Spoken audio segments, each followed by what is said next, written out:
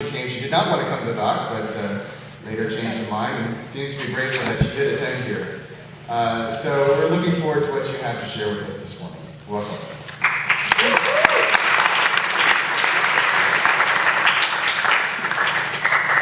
It's nice to be back. I remember many hours of sitting in these pews for all sorts of reasons. And I hope when you get a few years older like me, you will enjoy fondly all those memories. All right, so I'm going to go way back to 4th grade. I was in Mrs. Stump's classroom, Waterford Elementary School. Career day. I don't know why.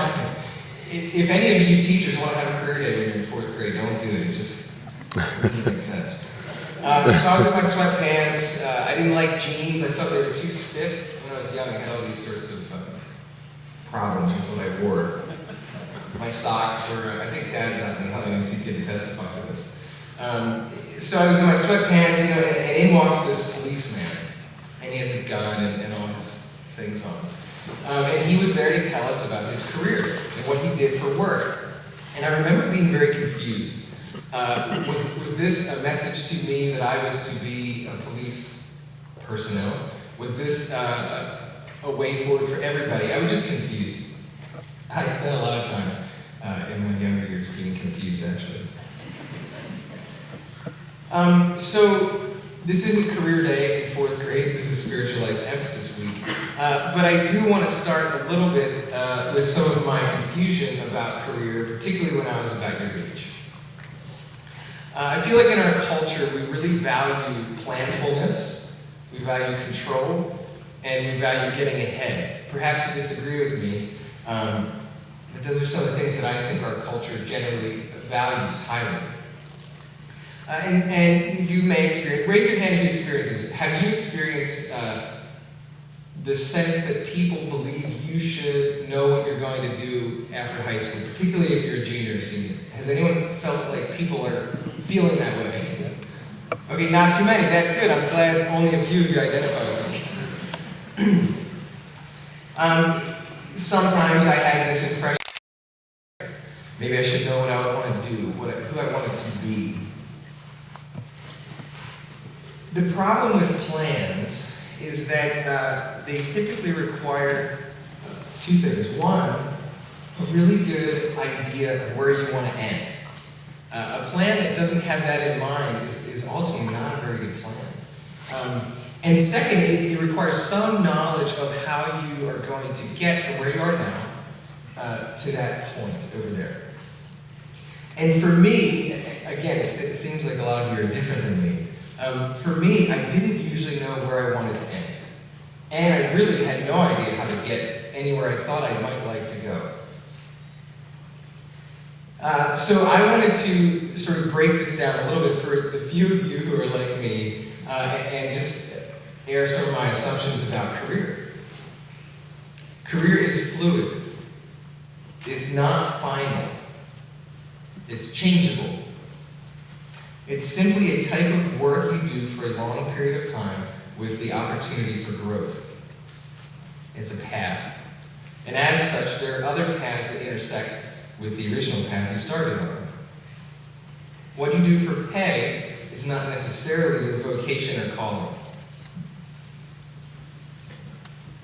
So again, if you're like 4th grade me, you might have been confused about career.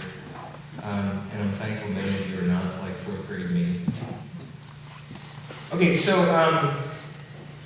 some of my reactions to some of our culture's assumptions. Again, you're supposed to know what you want to do. You're supposed to pick something and stick with it for a long time. You're supposed to seek a career that will earn you lots of money. Do you guys talk in chapel much about money and career and influence and all those things? No. Okay. Well, maybe it's just because I live in Vermont, which, by the way, is the most secular state in the Union. But in Vermont, there's a high school next to our town where all the kids in our town go to. And I'm a mentor for a young person who goes to that high school. He's in 9th grade. And he informed me a few months ago that he wanted to be an anesthesiologist. And if you don't know what they do, they essentially administer sleeping drugs to people before surgery so that when you're having surgery, you don't feel all the things they're cutting out. And so I said, why would you want to do this? And he said, oh, do you know how much money they make? They make $432,000 per year on average. I said, wow, that's a lot of money. Is there any other reason that you might like to be an anesthesiologist? Well, they make a lot of money. I said, okay, let's maybe talk about what else you might want to do. And so anyway, he explained to me that the guidance counselor at that particular high school was, she had this chart which was sort of like careers and professions and in order of most money earned to least money. And so I think that for me anyway, as you think about this issue of money and career and how you earn money, one of the things that I think we assume about money is that it will buy us, I'll be simplistic, it will buy us happiness. And I think there's been a lot of studies in social psychology that show that below a certain income level, you're actually less happy. And at that income level or above, you're happier than the people below that income level. And that income level is actually pretty low. It's like, I don't want to misquote statistics. Let's just call it low. And above that income level, happiness has to do with a whole set of other things than money. Okay, so these are some of my assumptions about career, particularly when I was your age. So my reactions were, I don't want to commit forever. I honestly don't know what I want to do. And I'm not sure, according to particularly the Bible, how to value money and what to do with it exactly. So my typical messed up adolescent way, I just said, well, I don't want a career. I don't want to have anything to do with all of these ideas. I'm learning about reaction. That's one of the many things I'm learning about. And reactions are good. They help you discover how you feel about something. But if you hold on to them and let them lead you, they tend to be kind of bad because they lead you to places you don't really want to be. So anyway, when I was graduating college, I ended up inheriting this career that I've now been in 10 years. And I'm going to tell you about that. But before I tell you all that, I just wanted to let you know how I felt when I was your age about career and some of my misunderstandings about it. And again, I'm very pleased to learn that many of you aren't having some of these reactions. So, career plan. Trust God, look to Jesus. That is what I suggest to you your career plan should be. Trust God, look to Jesus.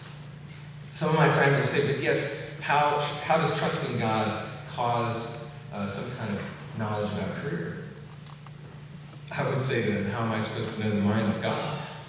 And they might say back, well then fine, how does looking to Jesus give you a sense of what you should do?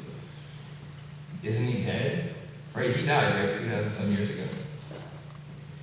So if he's dead, this passage has never made sense to me. Matthew 28:19. Go therefore and make disciples of all nations, baptizing them in the name of the Father and of the Son and of the Holy Spirit, teaching them to observe all that I have commanded you. And behold, I am with you always to the end of the age. He's not dead. He's here, and many people will tell you experiences they have had with his Spirit leading them in some way, which I'm going to tell you shortly, my own experience. But first, a video. There's a place that I went 10 years ago and have been ever since, and I'm going to show you 2 short videos. That place is called Bethany Birches Camp. We do summer programs and winter programs. We run a facility and we raise lots of money. So at the end, there's going to be a basket passed around where you're not going to put cash, you're actually going to put your bank account numbers into the basket. Just kidding.